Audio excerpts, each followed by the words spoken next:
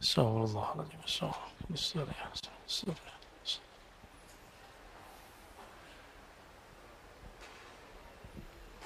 Assalamualaikum warahmatullahi wabarakatuh. Alhamdulillah rabbil alamin, hamdal hamidin, hamdal mustaghfirin, hamdan yuafi ni'amahu yukafi'u mazidah. Asyhadu an la ilaha illallah, asyhadu anna Muhammadan abduhu wa rasuluh. Allahumma salli wa sallim wa barik ala sayyidina Muhammad, sayyidil awwalin wal akhirin, sayyidil anbiya'i wal mursalin wa ala alihi wa ashabihi wa li baitihi wa dhurriyyatihi jama'in. Allahumma bika asbahna wa bika amsayna wa bika nahya wa bika namut wa ilaika an-nushur. Bismillahilladzi la yadurru ma'a ismihi syai'un fil ardi wa la fis samaa'i was-sami'ul 'alim. Bismillahilladzi la yadurru ma'a ismihi syai'un fil ardi wa la fis samaa'i was-sami'ul 'alim. Bismillahilladzi la yadurru ma'a ismihi syai'un fil ardi wa la fis samaa'i was-sami'ul 'alim. Bapak Ibu yang dimuliakan Allah, sebelumnya kita membahas tentang kasyaf, ya. Ada kasyaf uyub, ada kasyaf ghuyub. Orang yang dibukakan mata hatinya melihat alam gaib, apakah itu lebih baik daripada orang yang dibukakan mata hatinya melihat aib dirinya sendiri? Ternyata Ibnu Athaillah, beliau mengatakan yang baik itu, yang afdal, yang sempurna adalah orang yang dibimbing Allah untuk membuka aibnya sendiri di hadapan Allah Subhanahu wa ta'ala. Jadi orang sakti bisa baca isi hati bukanlah orang hebat. Orang hebat adalah orang yang bisa melihat kekurangan dirinya, suruh melihat kekurangan orang lain. Kalau kita sibuk dengan kekurangan diri, sempat nggak baca aib orang lain? Nggak sempat. Maka tukang kritik, ya mikir-mikir lagi dah, ya mikir-mikir lagi mau ngeritik orang. Kritik diri kita dulu. Jangan-jangan kita nggak pantas mengkritik. Kita lebih pantas mengkritik diri kita sendiri. Baik di keluarga, dalam hidup bersosial, ya hidup beragama di masjid, apalagi bernegara. Ya, sekarang di Indonesia, di mana saja, karena hidup berdemokrasi, semua orang bisa berbicara apa saja, ngomong apa saja. Tapi jangan lupa, Allah itu maha mendengar. Meskipun antum nggak ditangkap polisi nggak apa-apa, tapi nanti kan ditangkap malaikat. Ya. Kalam-kalamnya dicatat sama malaikat. Dan negeri kita termasuk negeri paling bebas untuk berbicara. Meskipun beberapa orang mau framing negeri kita ini udah komunis, enggak, ya. Itu jualan politik tahun-tahun lalu. Negeri kita diktator, lebih diktator Saudi lah, ya. Lebih diktator Turki, Pak. Yang antum puji-puji setiap hari presidennya, itu ada yang mengkritik langsung dihabisin oleh presiden Turki. Kelompok Gulen, tahu Gulen ya? Fatwa Gulen itu mencoba mengekspos korupsi. Menurut mereka ini temuan korupsi. Setelah 3 bulan itu temuan itu hilang dari situs mereka. Habis itu terjadi pergerakan. Kita nggak tahu siapa yang berbuat. Terjadilah pemberontakan. 2.000 orang berontak, yang ditangkap lebih dari 20.000. Coba kalau orang-orang begitu ada di Indonesia, dibiarin aja, Pak. Orang-orang kayak Gulen ada di Indonesia, dibiarkan. Ya. Apalagi di Saudi.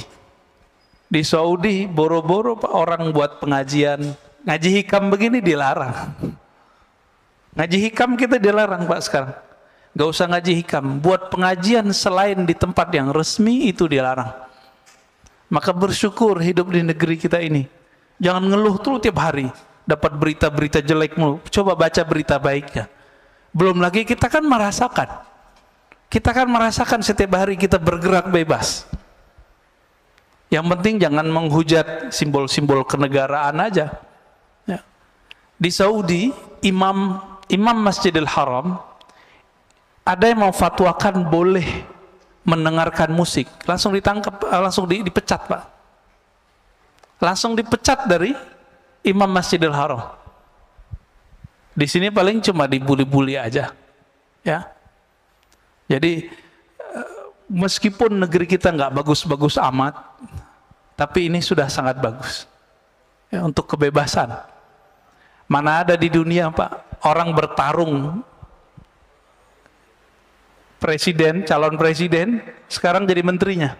Ada nggak di dunia? Baru di Indonesia ada. Di Amerika aja nggak ada. Ya, di Inggris aja nggak pernah terjadi. Ya, nggak pernah terjadi. Nah, ini anugerah buat negeri kita, orang-orang kita orangnya legowo. Ya, cuma orang-orang yang kemarin sudah kecuci otaknya itu belum bisa legowo sampai hari ini, masih punya barisan sakit hati.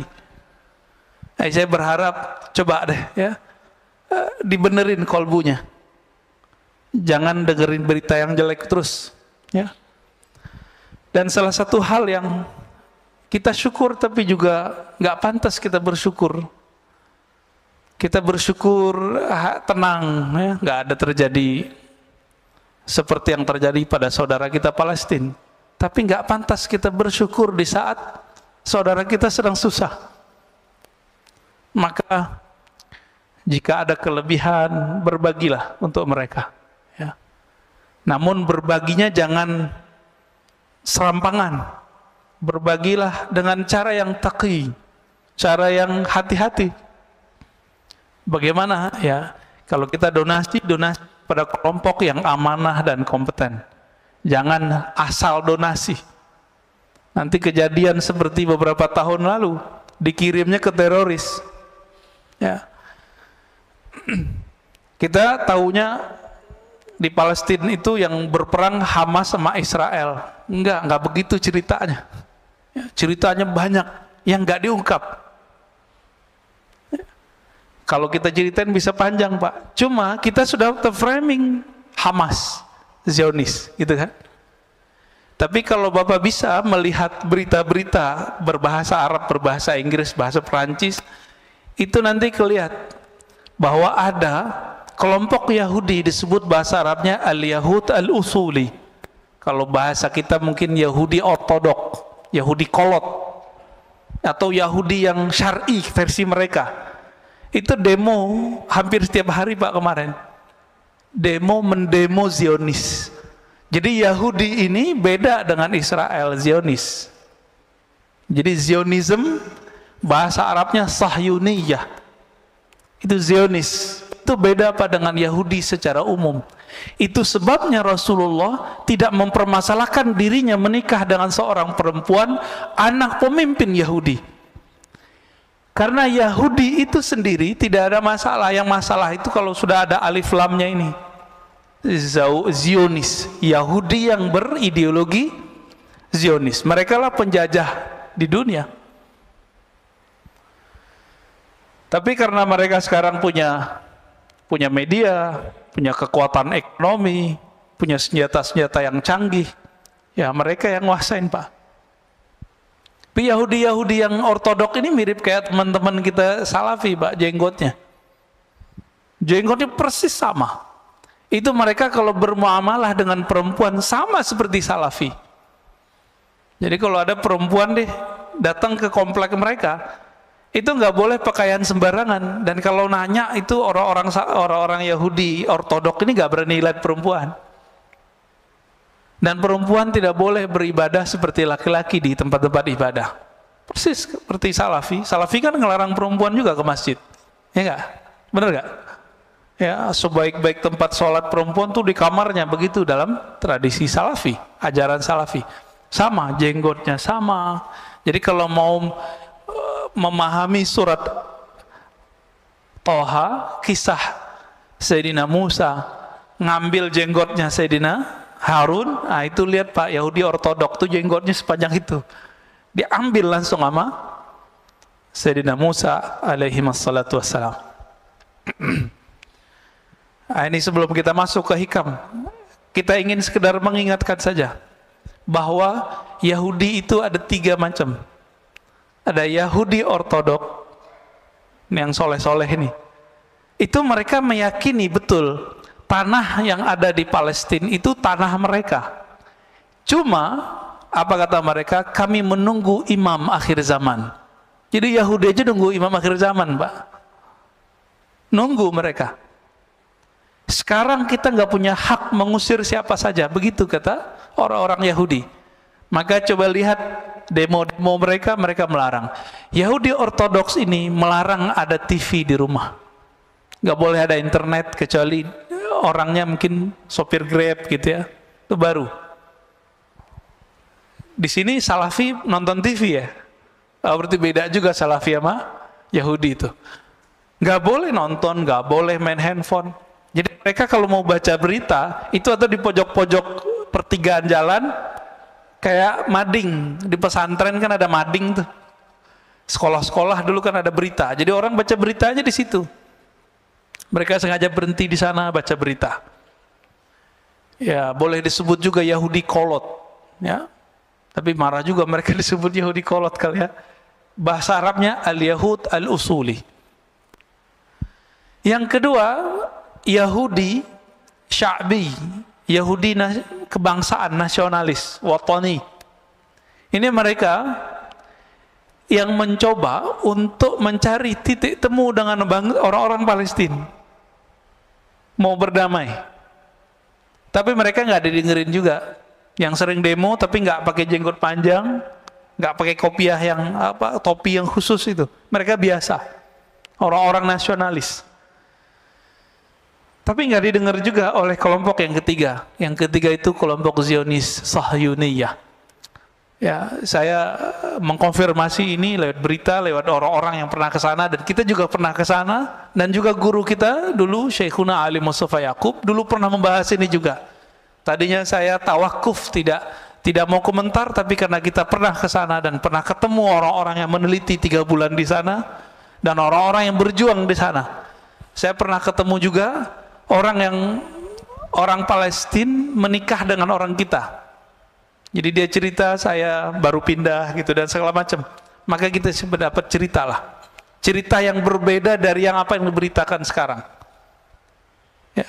Kejadian di Palestina kemarin, teman-teman yang melakukan Allah, jangan terlalu semangat nggak jelas. Ya. Ini persoalannya adalah Masjidil Aqsa, nggak jauh dari situ ada satu distrik kecil namanya Sheikh Jarrah. Sheikh Jarrah nama orang tapi jadi nama kampung, jalan. Ya. Di situ ada bangunan, orang-orang kawan-kawan kita, saudara-saudara kita Palestina, mereka dulu pernah keluar lalu pulang ditampung di situ. Tanah itu kemudian diklaim oleh orang-orang Zionis sudah dibeli. Nah ini masalahnya. Akhirnya mereka usir. Di saat pengusiran itu bulan Ramadan, orang-orang yang diusir ini kemudian ngumpul di Masjidil Aqsa, dicurigailah oleh Zionis, maka ditembakin. Nah ini yang kurang ajarnya Zionis itu. Ya. Mereka mulai berani menembakin umat Islam di Masjidil Aqsa seperti dulu terjadi di zaman-zaman sebelumnya. Ya. Zaman-zaman sebelumnya ada pembantaian luar biasa. Jadi Masjidil Aqsa ini suksesnya cuma di zaman Salahuddin Al-Ayyubi dan nanti zaman Imam Al-Mahdi. Jadi mau sampai kapan saja, kalau Imam Al-Mahdinya belum keluar, ini versi kita loh, bukan versi Yahudi, itu nggak akan bisa direbut, Pak. Tapi insya Allah waktunya sudah dekat. Dekatnya kapan? Wallahu a'lam. Ya, kita nggak mau menakar-nakar tahun yang tidak jelas tahunnya. Kita serahkan kepada Allah Subhanahu wa Ta'ala. Maka jangan asal donasi yang pasti. Bapak yang pernah masuk ke Israel diperiksa berapa kali? Masih ingat? 7 kali ya? Saya ingat saya 7 kali. Itu mau bawa barang gimana? Gak mungkin. Maka harus pemerintah kerjasama dengan pemerintah. Jangan cuma asal donasi. Nanti ada kelompok-kelompok yang ingin memanfaatkan situasi begini, dia ngumpulin duit. Ini baik, Pak, hati-hati. Ya. Orang udah ketemu duit, malaikat aja jadi setan. Ya. Orang suci jadi hilang sucinya. Udah ketemu fulus. Baik Bapak Saudara makan Allah, Saya lupa di bulan lalu terakhirnya apa ya. Tapi kita baca aja bagian yang ini setelah bagian yang kasyaf ya. Aslu kulli ma'siyatin wa ghaflatin wa syahwatin ar-ridha 'anil nafs. Sebelumnya mari kita baca surah Al-Fatihah. Semoga Allah membuka hati kita dan membantu kawan-kawan kita yang sakit, yang sedang berjuang dimanapun mereka berada. Al-Fatihah. A'udzubillahi minasy Bismillahirrahmanirrahim. Ya kana na'budu wa iyyaka nasta'in.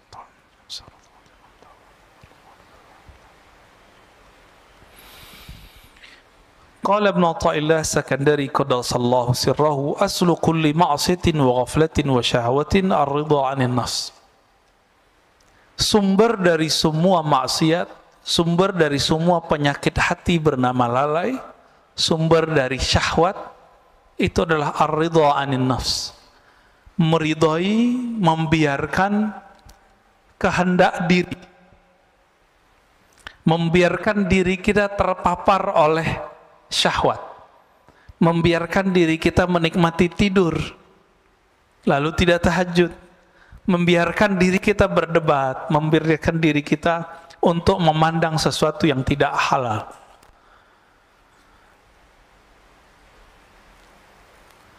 Maka man radiya an nafsihi, siapa yang ridha kepada dirinya, di saat itulah dia membuka semua inti-inti dari maksiat. Itu sebabnya Imam Sarir Sakti mengatakan 1000 setan itu nggak ada apa-apanya dengan satu nafs, jiwa. Atas dasar itulah kalau bulan puasa masih ada orang maksiat meskipun setannya sudah dibelenggu. Jadi kalau banyak orang bertanya, kan setan sudah dibelenggu. Nah, ini berarti doktrin kita salah selama ini. Maksiat itu nggak perlu ada setan. Merusak di bumi nggak perlu ada setan, Pak. Bakat alami dalam tubuh kita itu merusak. Itu bakat alami. Inilah yang dibaca oleh setan, yang dibaca oleh malaikat. Apa kata malaikat?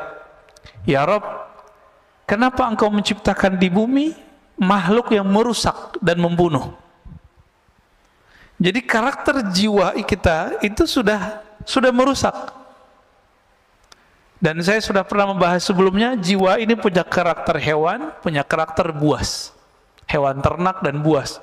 Dengan karakter ini sudah cukup kita bermaksiat kepada Allah Subhanahu wa ta'ala.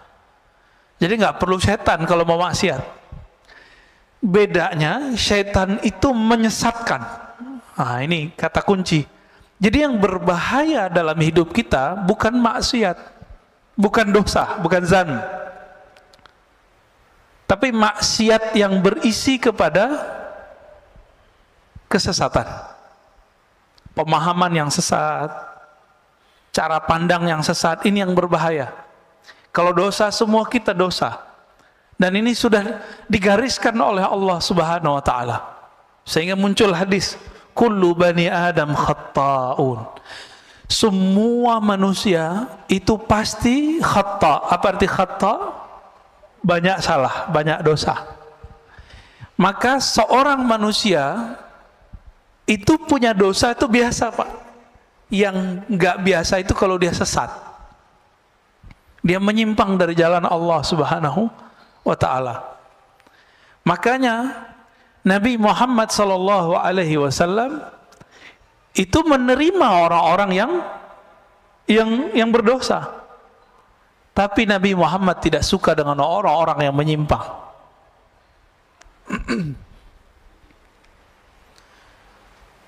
Dan dibalik, kalau maksiat, taat ya,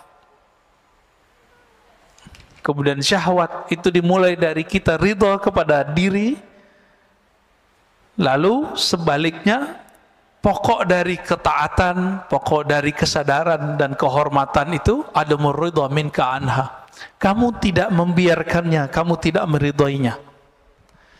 Kalau sepertiga malam terakhir jam 3, maunya badan tidur atau sujud, Pak? Tidur ya. Kita biarin begitu. Ini namanya asal kulli ma'asiyah. Maksiat mulainya dari situ. Kita biarin, kita manjain jiwa. Terlalu memanjakan nafs jiwa, ini awal dari semua maksiat. Ya. Oleh karena itu, Imam Ibnu Athaillah As-Sakandari memberikan karakter seorang mursyid. Mursyid itu bukan orang yang hebat. Mursyid itu man la yarda an nafsih. Begitu di kitabnya. Li antas haba jahidan la yarda an nafsih. Kamu berguru, bersahabat dengan seseorang yang tidak meridhoi dirinya, nafsnya, jiwanya, itu lebih baik daripada kamu berguru kepada orang yang meridhoi nafsnya, jiwanya. Maka kalau mau cari guru, carilah guru yang tidak membiarkan dirinya terpapar oleh nafs, jiwa kita, ya, kehendak-kehendak diri. Lalu beliau memberikan pertanyaan, fa'ayyu ilmin li alimin yarda an nafsi. Masih disebut alimkah orang yang alim tapi dia mengikuti hawa nafsunya? Masih disebut alim enggak? Enggak. Wa ayyu jahlin li jahilin la yarda an nafsi. Masih disebut jahilkah orang yang jahil jika dia tidak mengikuti hawa nafsunya?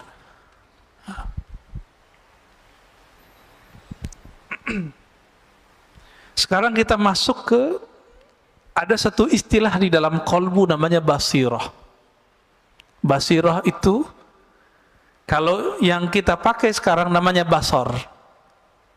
Sifat melihat, kemampuan memandang, memandangnya dengan fisik. Ada yang memandang dengan batin, disebut dengan al-basirah. Coba kita baca teksnya. Syu'aul basirat yushhiduka qurbahu minka.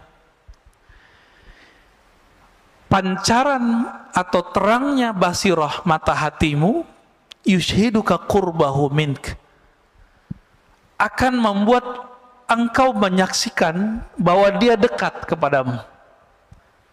Apa itu syu'aul basirah? Ilmu. Jadi boleh diartikan, ilmumu mengenai Allah akan membuat kamu sadar bahwa Allah itu dekat. Udah ngerasa Allah dekat belum?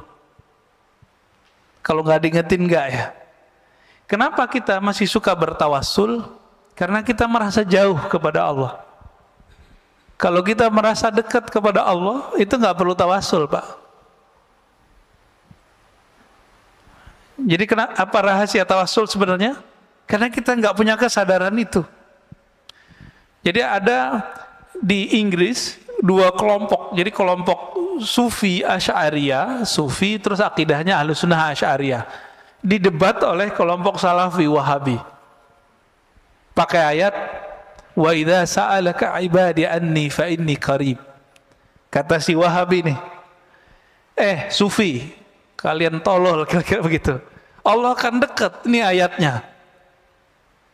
Ini ayatnya, jika hambaku bertanya mengenaiku, maka katakan dia dekat. Ngapain kamu tawasul-tawasulan segala? Apa jawaban dari seorang, ini kelompok perempuan, Pak. Perempuan, tapi berdebat dan canggih sekali ya. Bikin kita jatuh cinta lah dengan dalil-dalil mereka. Apa kata si perempuan ini, yang Ahlussunnah, yang Sufi? Betul, Allah itu qarib. Tapi apakah engkau merasakan dekat kepadanya? Bengong juga si perempuan ya, yang Wahabinya. Semua kita tahu Allah itu dekat, tapi kesadaran merasakan Allah dekat itu biasanya orang berguru dulu.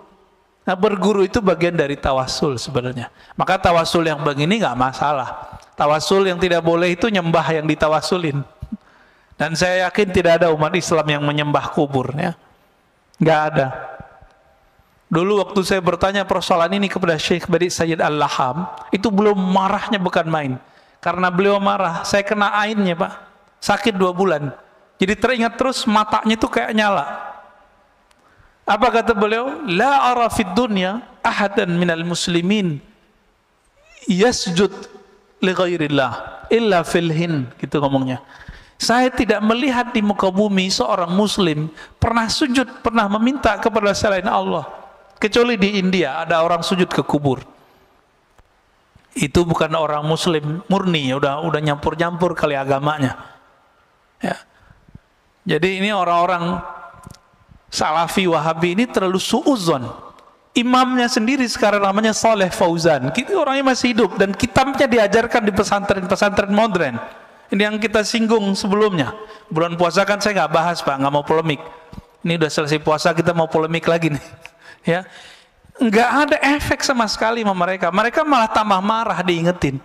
Itu pengkhianatan terhadap pendiri-pendiri pesantren modern ini. Mereka kan ahlu sunnah semua. Ketika kemudian mereka berubah, kitabnya dirubah, ajaran akidah yang diajarkan ke santri-santri berubah. Yang diajarkan kitab Tauhid Syekh Saleh Fauzan yang menyebut sufi sebagai ubadul kubur, yang menyebut orang-orang Ahlus Sunnah sebagai orang-orang yang sesat. Ahlus Sunnah Asy'ariyah disebut sesat Pak. Ini mohon maaf ya. Kita belajar sifat 20, Allah wujud kidam baqa. Ini rata-rata belajar itu kan? Benar nggak? Itu dianggap sesat oleh si pengarang kitab, dan kitab itu diajarkan di pesantren-pesantren modern. Ridho nggak Pak? Maka saya mengajak kiai-kiai yang emang antum diberikan kecerdasan oleh Allah, apa susahnya ganti kitab? Kitab banyak di dunia. Ganti, hati-hati, ini ditanggung jawab dunia akhirat. Oh Ustadz, ini kitab cuma untuk perbandingan. Santri kita cuma emang santri sebelum dia kuliah udah bisa membandingkan. Paling cuma 1-2. Anak kuliah aja banyak yang nggak paham kok. Udah doktor juga banyak yang paham, apalagi cuma santri kelas SMP, SMA, sanawiyah aliyah, nggak akan paham Pak. Jangan ngeles, udah ganti aja. Maka bapak-bapak yang naruh anak di pesantren modern, tolong sampaikan ini kepada kiai-kiainya. Ya. Saya ke sahabat-sahabat saya punya pesantren modern, saya udah ngomong. Yang bisa saya sampaikan, saya sampaikan. Ada yang memusuhi, ada yang senang dikasih tahu. Ya. Ada yang bersyukur. Ini diingetin. Bayangkan Pak Syekh Saleh Fauzan itu di kitab Tauhid bilang orang maulid itu menyerupai Nasrani. Menyerupai Nasrani kufur nggak? Kufur. Bahaya nggak nih? Bahaya. Ya, orang tawasul musyrik bagi dia.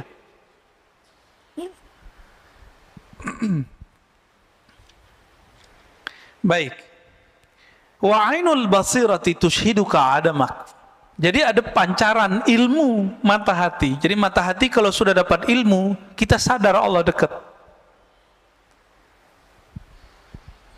Tapi pancaran ini belum tentu membuat seseorang bisa memandang. Jika basirahnya sudah bisa merasakan memandang, tushhiduka adamak, maka ketika engkau mulai membuka mata hatimu, kata beliau, tushhiduka adamak, kamu akan merasakan bahwa dirimu itu tidak ada dibandingkan wujudnya. Jadi kita ini kalau nggak diwujudkan Allah, ada nggak? Nggak ada. Itu sebabnya seseorang yang faham bab ini, dia kalau berzikir la ilaha illallah, makna yang muncul adalah la fa'ila illallah. Apa artinya? Tiada yang berbuat kecuali Allah. Yang berbuat ke dalam diri kita, yang berbuat kepada anak istri, keluarga, teman, negara kita, bahkan yang terjadi sekarang di Palestina, yang terjadi sekarang di Saudi, di negeri kita, itu nggak akan terjadi kecuali Allah yang pada hakikatnya menggerakkannya. Pandemi sekarang, izin Allah atau bukan? Izin Allah. Ridho nggak? Ridho ya. Pak Mirwan kemarin sakit ya. Kenapa? Kena COVID. Waduh, kena COVID juga. Kalau mas sebelah dibilang munafik Pak. Ya, orang COVID disebut munafik. Saya di WA oleh seseorang, dia bilang, si Anu meninggal kena COVID, dia munafik. Allahu Akbar. Saya doain dia kena COVID. Ya, biar tahu rasa. Ini COVID kalau ketika datang ke orang, dia nggak nanya dulu, ente munafik nggak? Nanya nggak dia? Dia nggak nanya, Pak. Kena aja. Dari dulu di masa sahabat Rasulullah sudah banyak sahabat-sahabat yang kena virus. Disebut ta'un. Bukan berarti mereka ini munafik, tapi setiap sahabat merasa dirinya munafik. Tuh, sahabat Nabi merasa munafik, masa antum merasa suci? Maka kalau dituduh orang munafik, katakan betul saya munafik. Ini yang sering saya sebut ya, dalam Sahih Imam Muslim disebutkan bahwa Al-Hasan Al-Basri berkata, para sahabat dulu tidak ada satupun yang menganggap dirinya ala imani Jibril. Imannya itu setinggi imannya Jibril, nggak ada. Maka dia khawatir dirinya terjebak kemunafikan setiap saat. Ini bagian dari meridhoi diri sendiri. Ada penyakit yang berbahaya, ujub fil ujub. Ujub dalam keujuban, ujub dalam keikhlasan. Apalagi itu ujub. Ujub artinya kagum kepada diri sendiri. Bapak mohon maaf ya, yang setiap malamnya bisa tahajud, bisa qiyamul lail kemarin, itu sedikit di kolbunya ada merasa kagum. Wah keren juga nih, gitu ya. Bisa tahajud setiap malam. Itu ujub, Pak, namanya. Ujub dalam ketaatan. Ujub dalam keikhlasan. Itu bisa merasa ikhlas. Merasa ada berjuang. Dan ini bisa menghinggapi orang-orang yang berilmu dan beramal. Baik beramal pribadi atau amal sosial. Termasuk ngurus masjid ini bisa ujub, hati-hati pengurus. Kalau terbesit di hati, kalau bukan karena saya nggak jadi, itu ujub tuh dah. Dan ini wajib diistighfarkan dan ditobatkan. Tobatnya tobat batin. Batinnya yang ditobatkan. Astagfirullah, ya Allah, aku minta ampun dari dosa ujub. Ini lebih susah bersihinnya daripada dosa maksiat. Dosa mata jelalatan tuh gampang, Pak, pakai subhanallah 100 kali hapus. Tapi kalau yang ini bertambah amal, dia bertambah ujub. Maka sebelum beramal, bersihkan dulu itu dengan istighfar dan tobat. Oleh karena itu, guru-guru kita mengajarkan salat tobat setiap hari. Dibidahin lagi sama teman kita. Salat tobat itu dikiaskan kepada orang yang masuk Islam salat. Itu salat tobat sebenarnya. Ya. Jadi kalau sudah terbuka mata hati, lalu bisa memandang, yang dipandang di alam semesta bukan fisiknya, yang terlihat adalah campur tangan Allah Subhanahu wa ta'ala. Negeri kita ini, kalau bukan didoakan oleh para aulia, para wali-wali Allah, ini sudah chaos dari kemarin, Pak. Coba bayangkan, ya, pertarungan 01-02 kemarin, itu dahsyat sekali. Udah hampir bentrok ini umat. Sama-sama umat. Satu bawa nama umat, satu bawa nama umat. Sama-sama umat. Udah hampir habis kita ini. Tapi karena doa-doa mereka, ini negeri masih bertahan. Alhamdulillah. Bahkan orang-orang yang bertarungnya sekarang bergabung. Ini kalau nggak doa mereka, nggak akan aman, Pak. Nggak akan aman. Malaysia sempat kisruh juga masalah Perdana Menteri, ya, kita doakan jangan sampai negara-negara jiran kita kena juga, ya. Ke atas sedikit, Patani udah lama kena musibah ini. Atas lagi Myanmar, sudah chaos, Pak, ya, ketutup sama berita-berita yang lain. Mereka hancur sehancur-hancurnya sekarang. Alhamdulillah negeri kita masih bertuhan lah mereka, ya. Saudi nunggu waktunya aja. Perang saudara nanti mereka itu.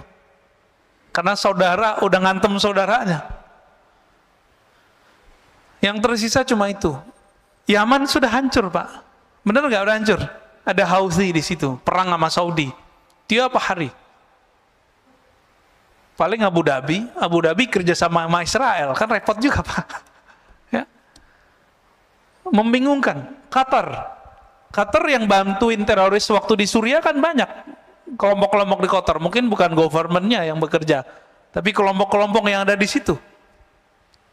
Bahkan teman memfatwakan bunuh temannya. Syekh Yusuf Al-Qaradawi memfatwakan bunuh ulama-ulama yang pro kepada pemerintahan yang di Suriah. Sampai begitu. Sampai guru saya Syekh Taufik Al-Buti habis kehilangan ayahnya, datang ke UI Pak waktu itu, UI Salemba, yang pasca sarjana kajian Timur Tengah. Kok ada mahasiswa nanya tega, Syekh, ente pro Asad atau anti Asad? Kok tega nanya begitu? Orang lagi berkabung. Beliau itu orangnya lembut. Itu kalau bahas apa bisa nangis. Bahas bab sholat istisqa nangis. Kita udah bahas tasawuf aja nggak nangis-nangis. Bahas zikir aja nggak nangis-nangis. Beliau bahas fikih nangis Pak. Saya nggak pernah ngeliat beliau marah. Itu sekali saya ngeliat beliau marah. Syekh Taufik bin Muhammad Sa'ir Ramadan Al-Buti. Ada yang nanya begitu. Apa jawaban beliau? La uayyidu bashar wa la uayyidu fulanan, innama uayyidu ra'iyati ummati al-islamiyah. Saya nggak pro siapa-siapa, saya cuma pro kedamaian umatku, rakyatku. Gitu aja Pak jawabannya. Dan suaranya meninggi. Tega gitu ada orang nanya begitu sama dia, ya. Udah hancur Pak sekarang. Apa gorengannya? Ini hati-hati, Indonesia hampir berhasil nih. Anti Syiah, Syiah kafir. Ini ada Pak ya, mohon maaf. Jadi setiap gerakan yang mengatakan Syiah kafir itu berasal dari kelompok Wahabi. Dan Wahabi ini, kata Muhammad bin Salman, ini produknya Amerika. Mereka sendiri yang ngomong. Karena untuk menghancurkan orang-orang yang berbeda dengan Wahabi itu, cukup bilang aja mereka sesat, kafir. Dan ini sudah terjadi Pak. Bashar Assad itu dikafirkan. Padahal Bashar Assad itu istrinya Sunni, menteri-menterinya Sunni, tapi dia lahir di komunitas salah satu Syiah namanya Alawiyah, bukan Alawiyah yang habaib. Ya, ini beda. Meyakini salah satu ajaran namanya reinkarnasi, tapi beliaunya sudah enggak. Nah, ini gorengannya gitu di sana. Berhasil di Suriah, berhasil di Irak, berhasil. Mau dicobain di Indonesia. Saya termasuk pengkritik Syiah, tapi saya tidak mengkafirkan semua Syiah. Kita bisa adu kitab Pak, ya. Yang kafir itu namanya Syiah Ghulat. Apa arti Syiah Ghulat? Syiah ekstrim. Syiah ekstrim ini kelompok Kailaniyah, ya, Sabaiyah. Ini saya konfirmasi kepada orang-orang yang juga Syiah, mereka juga mengkafirkan kelompok itu. Kenapa? Mereka menyembah selain Allah. Syiah yang ada sekarang di Bahrain, yang ada sekarang di Iran, itu Syiah yang mana? Itu Imamiyah. Imamiyah ini juga pecah seperti Ahlu Sunnah. Ada yang ekstrim kayak Wahabi, ada Pak. Ada yang moderat, ada yang liberal, ada yang Sufi. Tapi mereka nggak menyebut Sufi, nyebutnya Irfani. Ada yang dekat ke Ahlus Sunnah. Ada namanya Zaidiyah, ini dekat ke Ahlus Sunnah. Itu ada di Yaman. Yang tokohnya sering dikutip-kutip oleh kelompok Salafi, namanya Imam Son'ani, yang nulis kitab Subulus Salam. Kita sampaikan gitu, mereka nggak percaya juga, ya. Padahal Son'ani tertulis dalam kitab-kitab Syiah Zaidiyah. Saya punya daftar ulama-ulama Zaidiyah itu. Ada lagi namanya Imam Syaukani, tapi belakangan sudah menjadi Ahlus Sunnah. Ini Syiah yang dekat ke Ahlus Sunnah. Dan sekarang muncul Syiah dari Imamiyah yang sudah mulai mencari titik temu dengan Ahlus Sunnah. Salah satunya kelompok Hizbullah yang ada di Lebanon. Pada dengar Pak? Itu sudah mulai mendekat kepada Ahlus Sunnah. Artinya mereka menolak ajaran mencaci maki sahabat dan istri-istri Nabi. Lalu ada di Kuwait, siapa namanya? Yasir Audah, ya. Tapi Yasir Audah yang Syiah ini menolak. Sorbannya gede, warnanya putih. Lalu ada yang dari kalangan Al-Marja' Ad-Dini namanya. Marja' Ad-Dini itu di sana mujtahid. Jadi mereka itu sampai sekarang menjaga strata ulama. Di Indonesia kan nggak ada ya. Tapi sebenarnya secara praktek ada. yang boleh mengeluarkan fatwa itu disebut al-marja' ad-dini. Dokter aja nggak boleh kalau dia nggak ngikutin jalur ini. 1, 2, 3 sampai terakhir namanya al-marja' ad-dini. Namanya Sayyid Kamal Al-Haidari. Dia menolak menghujat istri Nabi. Tapi mengkritisi beberapa sahabat Nabi, cuma tidak mengkafirkan dan mencaci maki. Apa kata dia? Jika Syiah itu melaknat dan mencaci maki, mengutuk, maka itu bukan Syiah yang saya anut. Ini namanya Sayyid Kamal Al-Haidari. Maka beliau ini dikafirkan oleh kelompok Syiah ekstrim. Jadi ini nasib jadi orang moderat, Pak. Nasib jadi ahlu sunnah moderat dikafirkan oleh kelompok-kelompok yang saklek. Ini baru ada laporan dari sahabat saya ya. Buku saya tentang teologi Muslim Puritan yang pernah dicetak oleh teman-teman sini ya. Pengurus kan pernah nyetak itu ya. Tentang genealogi Salafi. Orang nggak ngerti apa-apa, dia orang umum baru hijrah. Itu baca buku saya, itu langsung bilang, "Oh, ini buku liberal." Lo liberal dari mana? Yang nulis orang ngaji hadis kok.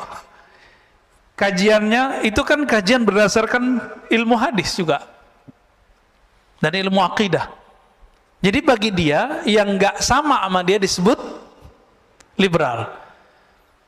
Yang paling lucu sahabat saya Ustadz Salman Al-Farisi yang punya pesantren. Antum pernah ke sana ya? Ya ada saya lihat videonya di sana tuh. Yang buat pesantren madrasah hadis Al-Fajr ya. Ruhama Al-Fajr. Pesantren agraria, dahsyat itu. Pesantren trainer. Ustadz Salman, saya tanya kemarin, Ustadz, antum dituduh Syiah ya? Karena ngisi di Rasul. Oh, bukan itu sebabnya. Saya, kata beliau, dulu diminta oleh satu komunitas mengisi kajian mengenai sahabat Nabi. Karena yang ada itu anak-anak muda, yang paling cocok sama anak muda siapa? Cucunya Nabi siapa? Hasan dan Husain. Orang-orang Wahabi paling benci sama orang yang membahas Hasan dan Husain. Dianggap Syiah. Nah itulah mulai ceritanya. Kita tahu persis ya Ustadz Salman ini ahlu sunnah. Bukan 100% Pak, 1000%. Beliau khatam Kutubus Sittah, kitab hadis Bukhari, Muslim, Abu Daud, Tirmizi itu lebih sering daripada saya waktu dia di Mekah. Mana Salafi sekarang yang khataman Sahih Bukhari Muslim berulang kali? Nggak ada. Dia yang khatam tuh, Ustaz Salman tuh. Nah, maka kita mikir-mikir dulu mau membidak-bidakan orang. Kita baca hadis sudah sebanyak orang itu belum? Ya, baik. Wa haqqul basirati syurka wujudahu la adamaka wa la wujudak. Kalau kita punya ilmu tentang Allah, kita merasa Allah dekat. Kalau mata batin dibuka oleh Allah, kita merasa bahwa Allah yang berbuat di alam semesta. Jika haqqul basirah, ini disebut haqqul yakin. Yang pertama ilmu yakin, yang kedua ainul yakin, yang ketiga disebut haqqul yakin. Keyakinan yang sudah hak disebut juga haqqul basirah. Sudah masuk ke dalam diri kita. Apa yang terjadi? Yushhiduka wujudahu, Allah akan tampakkan bahwa dia benar-benar ada, sehingga kamu tidak merasa ada dan juga tidak merasa tiada. Ini maksudnya apa itu kalimatnya? Kita nggak merasa ada dan nggak merasa tiada. Jadi kalau yang level 2 kita merasa tiada. Merasa tiada berarti masih ada perasaan dong. Nah, perasaannya ini sendiri hilang. Perasaan-perasaannya pun hilang. Inilah yang terjadi kalau orang begini, rasa di kolbunya menguasai otaknya, lalu turun ke lidahnya, jadilah seperti Al-Hallaj. Apa kata Al-Hallaj? Ma fi jubbati ilallah. Dalam jubahku hanya ada Allah. Dia lagi sakar, lagi mabuk. Mabuk bukan karena wine, mabuk karena cahaya-cahaya ma'rifat meliputi dirinya. Orang lagi kasmaran jatuh cinta nggak? Lagi kasmaran jatuh cinta, ketika jatuh cinta kepada pasangannya, setiap kali melihat perempuan atau laki-laki lawan jenis, itu dia merasa ada wajah pasangannya di situ. Ya. Saya waktu dulu pernah senang sama seseorang, itu ketika bercermin nggak kelihatan muka saya, Pak. Percaya nggak? Saya ngeliat muka dia. Apakah di cermin itu muka dia? Enggak. Jadi pikiran kita ketutup oleh rindu kepadanya. Itu rindu ke makhluknya bisa begitu, Pak. Apalagi kepada Khalik. Ini yang terjadi pada salah satu wali di Jawa, Syekh Siti Jenar. Jadi kalau antum sudah faham apa yang terjadi pada Syekh Siti Jenar, maka jangan kafirkan Syekh Siti Jenar. Dia sedang tenggelam dalam lautan keesaan Allah Subhanahu wa taala. Sehingga dia nggak menyaksikan dirinya ada ataupun tiada, nggak ada dirinya.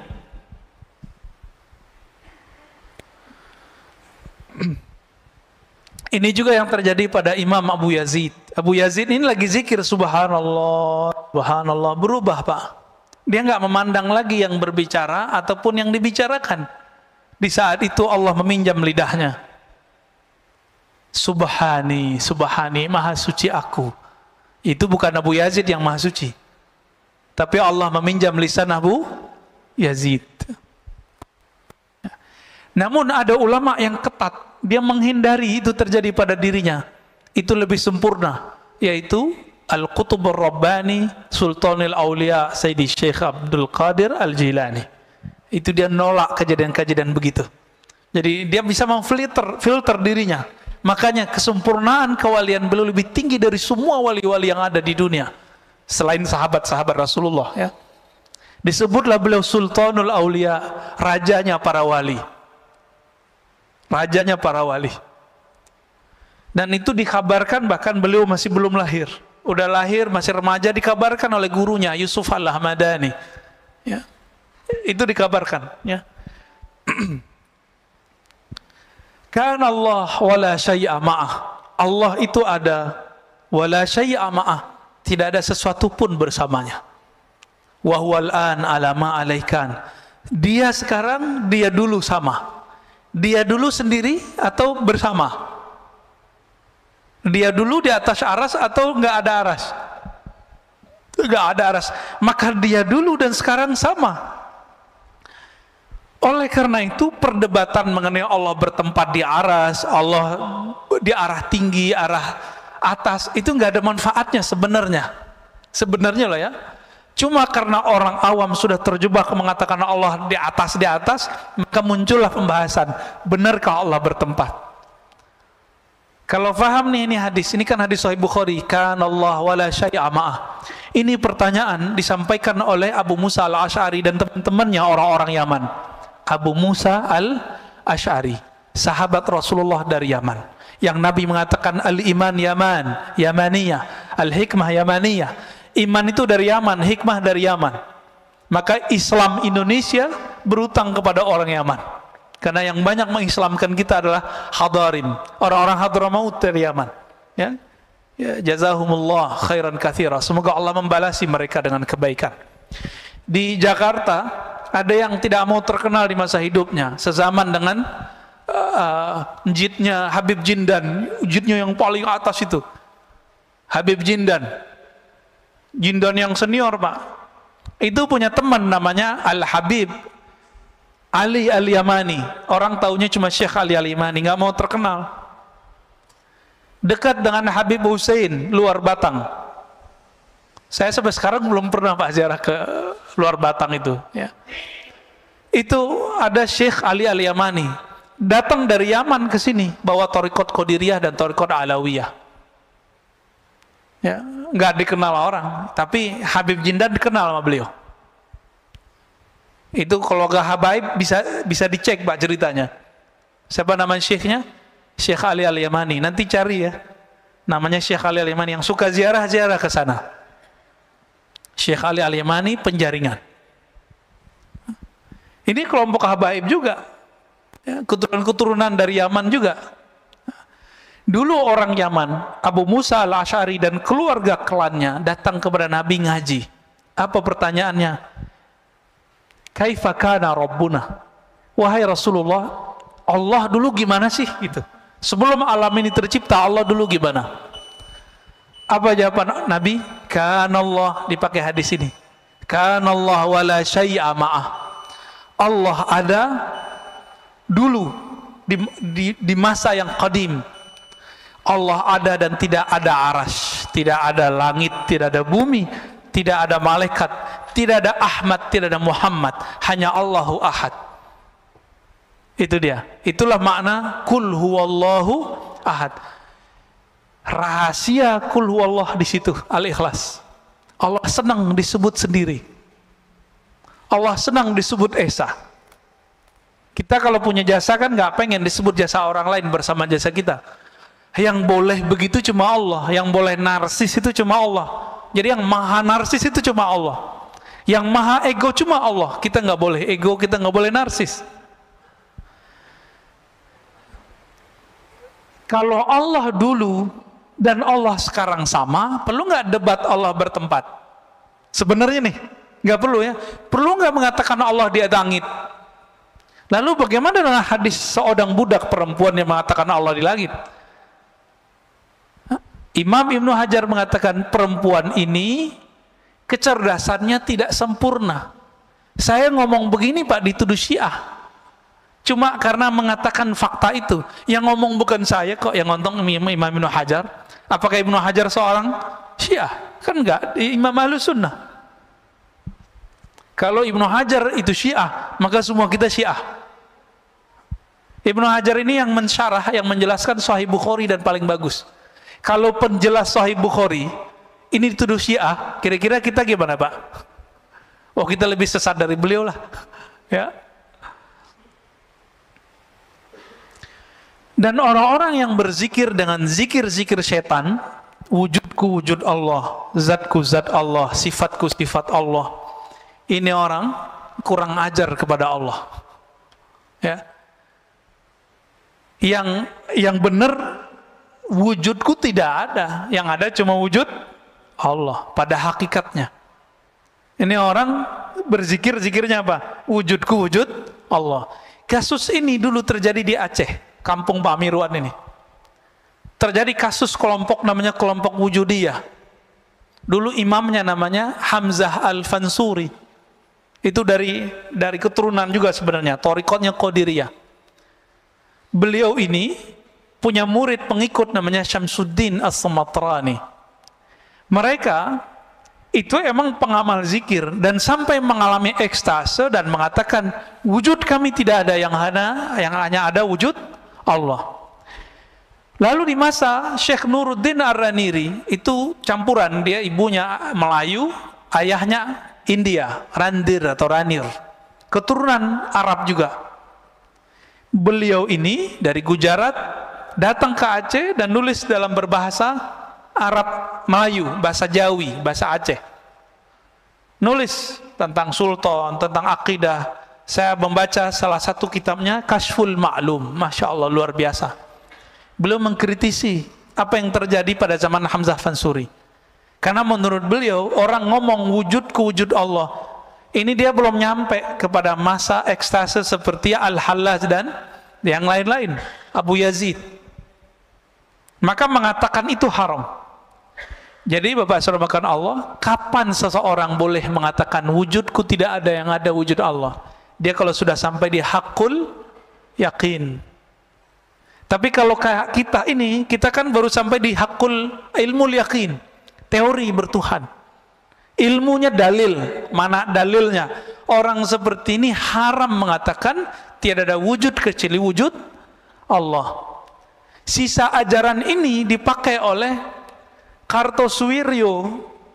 Dia ajarkan ke santri-santrinya waktu berjuang. Santri-santrinya yang sekarang zikirnya begitu, padahal makomnya belum nyampe. Sekarang kan masih ada tuh NII, DII.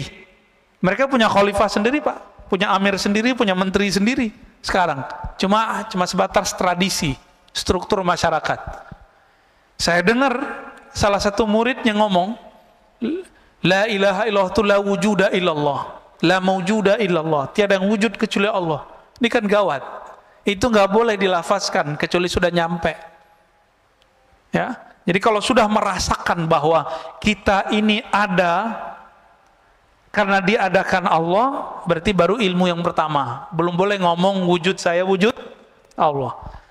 Kalau yang kedua, yang berbuat hanya Allah. Yang ketiga, tiada wujud dan tiada juga ketiadaan itu kecuali hanya Allah Subhanahu wa ta'ala. Semoga pusing. Udah syuruk Pak, kali mau ada yang ditanya, mau diskusikan, silakan. Ini ada permintaan doa dari sahabat kita, Pak Asmar ya, dekat sini ya, Pak Asmar Haris. Anaknya di Aceh sekarang, sedang opname, sedang sakit. Saya mohon Bapak Ibu keikhlasannya untuk mendoakan kiriman Fatihah. Ya, Al-Fatihah ila ruhi waladih wa jismih awliya perdipta. Al-Fatihah. Bismillahirrahmanirrahim.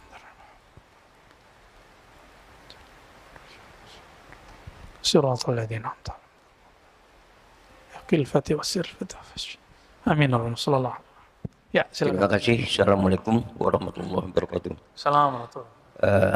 Memahami apa yang Ustaz sampaikan tadi ya cukup memusingkan, betul, cukup pusing. Jadi namun dalam ini kita tetap berusaha bagaimana untuk bisa mendapatkan pemahaman yang lebih jelas untuk lebih mendekatkan diri kita kepada Allah. So tadi dikatakan ada ilmu, kemudian ada di amal, kemudian yang paling tinggi itu adalah hakul yakin. Ini adalah yang melihatnya basirah. Jadi bagaimana kita untuk bisa mewujudkan basirah ini dalam diri? Apakah basirah itu bisa diwujudkan di dalam diri kita untuk bisa meningkatkan pendekatan kita kepada Allah Subhanahu wa taala? Bagaimana? Kira itu sebentar. Terima kasih. Assalamualaikum warahmatullahi wabarakatuh. Assalamualaikum warahmatullahi wabarakatuh.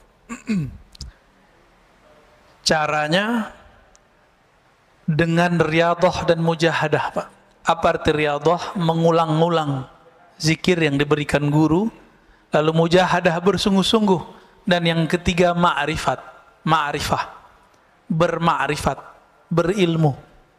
Dan yang paling cepat tuh yang nomor 3. Paling cepat. Maka kajian-kajian ma'rifatullah mestinya sekarang sudah nggak jadi aib lagi.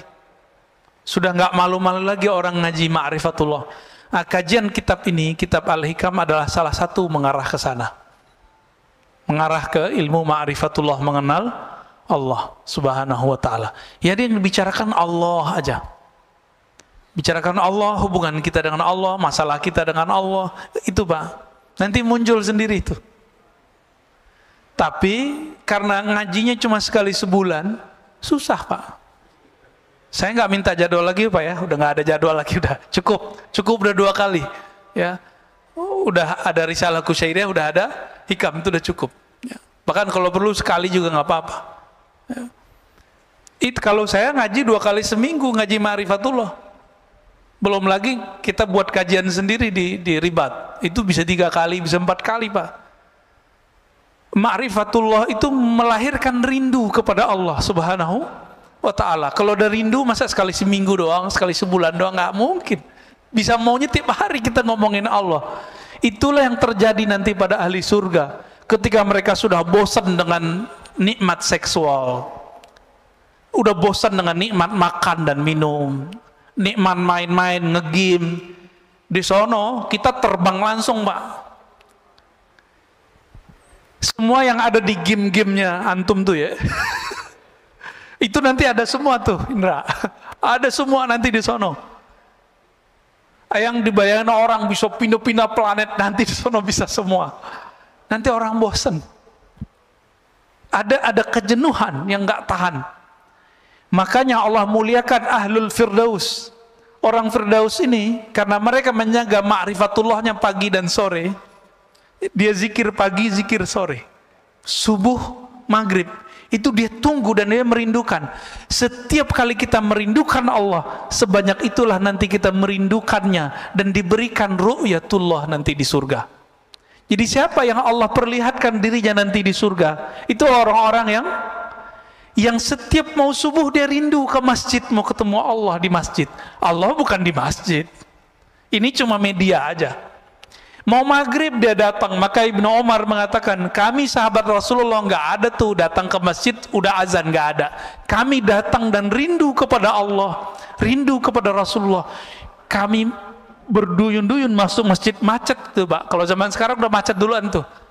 Sebelum maghrib itu udah rame masjid. Sebelum subuh udah rame masjid. Mereka dulu begitu sahabat Rasulullah. Maka Allah kasih rahasia mereka ini, dan sampai zaman sekarang, siapa yang menjaga dua waktu ini, Allah akan memperlihatkan dirinya melepas semua kerinduan ahli surga Firdaus 2 kali sehari, semalam, pagi sore. Tapi seharinya, sehari semalamnya sama dengan 1000 tahun dunia. Pagi sampai sore 500 tahun, sore sampai malam 500 tahun. Gimana nasib orang yang cuma minta bidadari 72 terus bunuh orang? Itu waras nggak sih Pak? Ibu, waras nggak? Saya mau dapat nikmat bidadari 72 terus saya ngebom orang, itu waras nggak sih? Maka saya mau mengetuk pintu hati siapapun yang berjuang fisabilillah, yang pakai hati nurani dong. Kan Allah suruh pakai akal yang sehat, karena Allah perintah afala ta'qilun. Maka memakai akal adalah memakai Quran. Memakai qalbu adalah memakai spiritnya Quran. Bukan cuma pakai dalil-dalil tertulis saja. Dalil tertulisnya begitu, prakteknya kayak tadi. 72 bidadari medikit. Semasa di dunia, Sayyidina Daud punya gundik 1000 Pak. Pelayan cantik-cantik semua itu. 1000, dan seluruh dunia, bukan cuma wilayah Arab, Israel, Romawi, Persia, enggak, seluruh dunia dia punya. Begitu juga Nabi Sulaiman, seluruh dunia dia punya. Kaisar di Cina punya pelayan gundiknya 5000. Enggak sempat menggang kali ya. Kubur meninggal. Dan di sana enggak perlu pakai obat kuat Pak. Semua minuman surga itu obat kuat. Nggak perlu di sana. Nah, kita mau dapat syahwat fasilitas surga atau mau ketemu yang punya surga? Kalau mau ketemu yang punya surga, wajib belajar ma'rifatullah. Wajib belajar ma'rifatullah. Bapak sholat 1000 rakaat nggak akan ketemu kalau nggak kenal Allah. Makanya dari awal kita sudah sering katakan, lebih afdol ngaji apa sholat sunat? Ngaji. Ngomong begini, ngomong tentang Allah, itu Allah lebih suka Pak daripada sholat. Sholatnya nggak khusyuk. Antum nih sholat sekarang, kita lagi ngaji, pasti pikirannya kemana-mana. Atau merasa diri, wah ustadz nih nggak benar nih, orang kalau udah syuruk masih aja gitu ya. Semoga nggak begitu Pak ya. Tapi saya yakin bertengkar tuh di pikirannya. Mau ngaji pas sholat sunat, mau ngaji pas sholat sunat, mending ngaji aja dulu.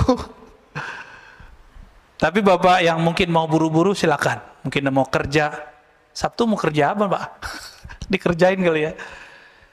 Jadi ngomongin begini nih, ngomongin sifat Allah, ngomongin surga Allah, ngomongin tentang Allah. Itu Allah lebih suka daripada kita baca Quran berlapis-lapis tapi nggak ngerti. Tapi kalau Bapak ngerti bahasa Quran, di situ banyak sifat Allah. Allah juga suka. Jadi kapan baca Quran jadi mulia? Kalau saya baca Quran dan saya ngerti di situ sifat-sifat Allah. Saya mau tanya nih, kita senang nggak dibicarain kebaikannya sama orang? Kita, narsis ini pancaran dari narsisnya Allah. Makanya Allah mengatakan al-kibriya'u ridai. Kesombongan itu, keujuban itu milikku semua, bukan milik kalian. Maka yang boleh sombong cuma Allah. Sombong artinya merasa besar. Lalu kita bicarakan kebesarannya, makanya Allah suka sama orang-orang begitu.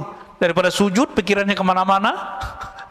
Ya, ini yang dikatakan oleh Imam Syafi'i, ya, diriwayatkan juga oleh Imam Ibnu Majah. Orang bicara ilmu tentang Allah, satu bab saja itu lebih utama daripada sholat 1000 rakaat. Lebih utama Pak. Tapi jangan karena ngaji terus ninggalin sholat, gak bener juga ya. Kita udah bersama Allah nggak perlu sholat. Kan ada yang ngomong begitu. Ngapain sholat? Allah udah dalam diri. Ini sombong lagi nih orang, ya. Sombong lagi nih orang. Jadi caranya yang ketiga tuh paling Pak, di umur kita sekarang yang paling cepat muraqab ma'rifat, berma'rifat. Karena kalau ngikutin Syabdul Qadir kuat nggak Pak? Nggak tidur 20 tahun. Nggak tidur malam hari, siang aja tidurnya Qailullah. Kuat nggak? Ini aja udah ubanan Pak ya. Nggak mungkin kita nggak kuat ngikutin Abu Hurairah tiap malam 12.000. Kita nggak kuat kayak Zainal Abidin setiap hari 1.000 rakaat. Makanya namanya Zainal Abidin, namanya Ali bin Husain bin Ali. Gelarnya Zainal Abidin. Ini ada Habib Zainal Abidin ya. Ya. Habib Ali juga kali namanya. Itu nggak kuat Pak kita. Ada yang sholawat di sini 1.000, itu udah gempor ya. Paling-paling cuma sholawat habis sholat, kayaknya udah soleh banget gitu ya. Paling-paling zikir pagi sore, enggak. Mereka kekasih Allah, kasih Rasulullah, sholawatnya bahkan setiap nafasnya. Beda sama kita. Kita nggak kuat ngikutin itu Pak. Abu Yazid Al-Bustami, di zaman yang dulu masjid itu susah, salah satu amalannya adalah sholat di masjid, jalan kaki. Ini Masya Allah, masjid kita ini dekat nggak ke komplek? Pakai mobil Pak, belagu. Ya, sombong amat itu. Tapi nggak sombong lah ya. Barangkali mobil tenang juga dibawa ke masjid.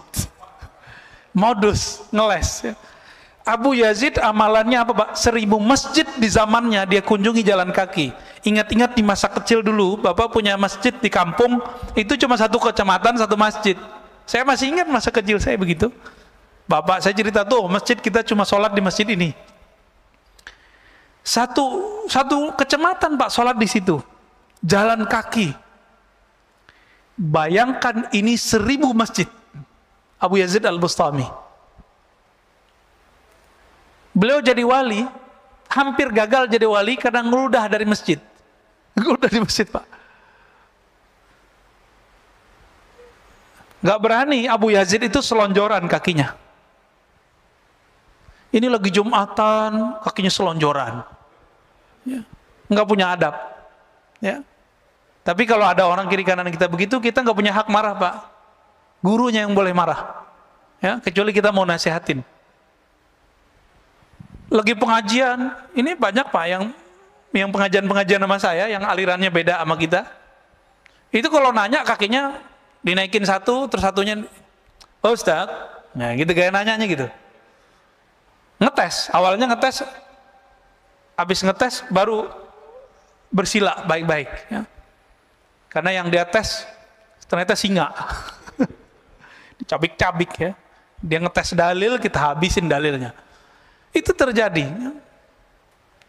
Diingetin, disindir dalam khutbah, oh malah tambah selonjor kakinya. Ya. Tapi orang begitu nggak usah dikata-katain Pak. Kenapa? Dia lagi berperang dalam dirinya. Ya, dia lagi berkecamuk itu. Mana yang benar, merasa diri paling benar, itu lebih repot lagi. Maka kita beruntung nih, alhamdulillah dari tadi nggak ada yang selonjoran ya. Kalau mau kayak gitu Pak, kayak emas itu tuh. Kakinya naikin terus kita begitu. Nah itu sunnah, coba praktekin rezeki. Bisa nggak? Bukan. Ah gitu tuh. Kayak gitu Pak. Jadi kalau pegel Jumatan kayak gitu Pak. Jangan selonjoran, nggak sopan. Lagi pengajian kita pegel nih, kesemutan, duduk begitu. Itu duduknya hampir 80% sahabat begitu duduknya. Jadi karena mereka lama ketemu Nabi. Cuma di negeri kita punya tradisi lain karena orang keraton. Ini agak berat. Kita duduk begitu dia nggak sopan. Tapi di masjid insya Allah aman lah ya.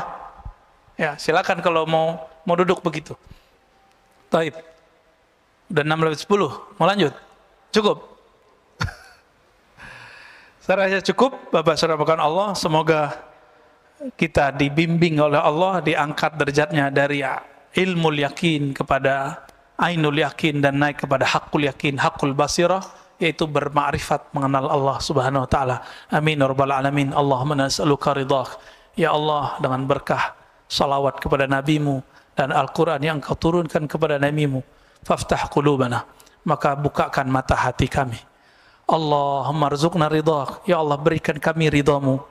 Allahumma ja'al sayyiatina sayyiat man ahbabta. Ya Allah, jadikan kesalahan kami kesalahan orang-orang yang masih Engkau cintai. Wala taj'al hasanatina hasanat man abghadta.